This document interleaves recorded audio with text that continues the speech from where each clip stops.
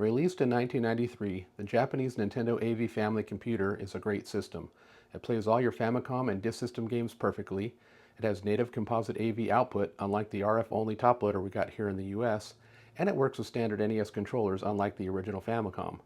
One small problem though, if you try to play Hogan's Alley, Duck Hunt, or any other light gun games with the standard NES Zapper plugged into the second controller port like you do with the NES, you'll quickly find out that the Zapper will not work.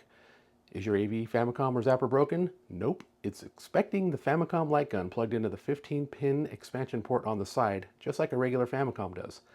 Basically, the necessary connections haven't been made to the NES controller port 2 since the Zapper wasn't sold in Japan.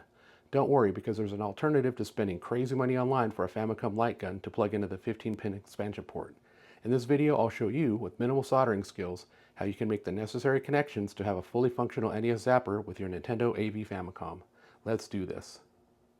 First, we need to get into the AV Famicom, and to do that we need to remove the 4 security bit screws.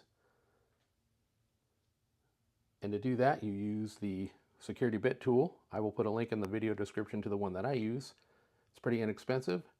Now let's open it up and do the mod.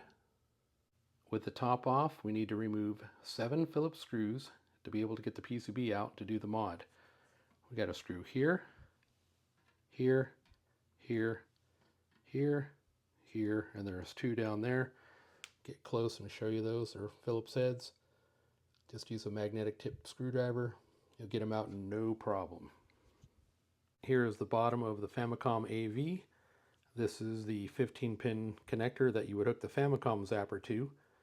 And then here are the pins for that. Here's port 1, port 2, and these 2 pins right here are not connected to use the American NES Zapper, and we need to connect these 2 pins over here, and where you do that it's pin 4 and 5. So we got 1, 2, 3, here's 4 and 5. Pin 4 will go to here, and then 1, 2, 3, 4, 5 will go to there. So I'm going to get those wired up, put some Kapton tape on there, and it'll be good to go. And with the magic of editing, here it is all done. If you look there, you can see I've got 2 wires, got the Kapton tape on there, all ready to go. Now to put it all back together and give it a test.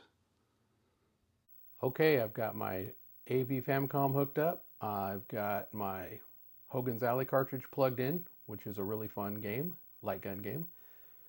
Got the dog bone plugged in, the Zapper's plugged in. Let's go ahead and turn on the console.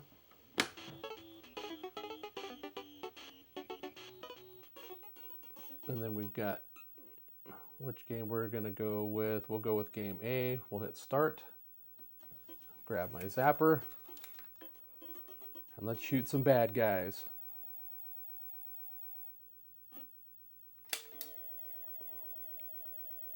Take that, bad guy.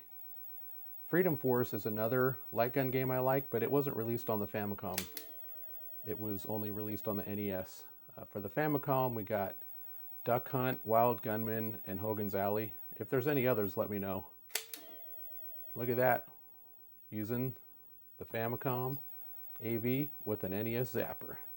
Pretty sweet, and it's an easy mod to do. So with that, thanks for watching. Stay safe, stay healthy, and we'll see you in the next video.